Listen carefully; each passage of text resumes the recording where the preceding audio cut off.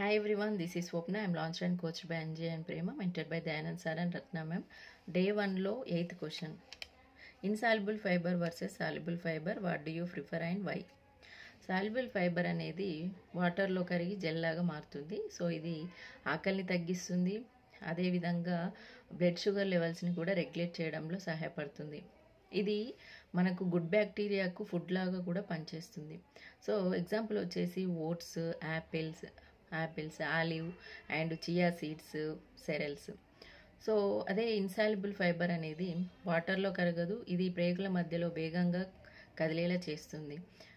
ఇలా చేసినప్పుడు మనకు డైజెషన్ సిస్టమ్ అనేది హెల్తీగా ఉంటుంది, అదేవిధంగా కాన్స్టిపేషన్ అనేది తగ్గుతుంది.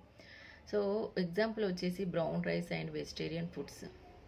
సో ఇక్కడ నేను ఏది ప్రిఫర్ చేస్తాను, ఎందుకు అంటే సో మన లైఫ్లో మనకు హెల్దీ డైజెషన్ సిస్టమ్ హెల్తీగా ఉండాలన్నా అండ్ హార్ట్ హెల్త్ బాగుండాలన్నా అండ్ బ్లడ్ షుగర్ లెవెల్స్ అనేటివి రెగ్యులేట్ చేయాలన్నా కూడా సో ఈ soluble fibre and insoluble fibre అనేది బ్యాలెన్స్గా ఉండాలి.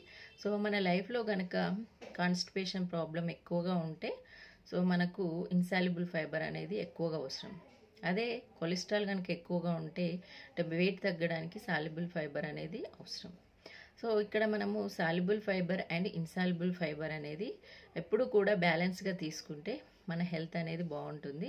So fruits, vegetables, cereals, pulses, seeds, so ఇవన్నీ కలిపి తీసుకుంటే కనుక సో మనకు కంప్లీట్గా మనకు soluble fibre and insoluble fibre అనేది మన బాడీకి అందుతుంది, మనం హెల్తీగా ఉంటాం. Thank you.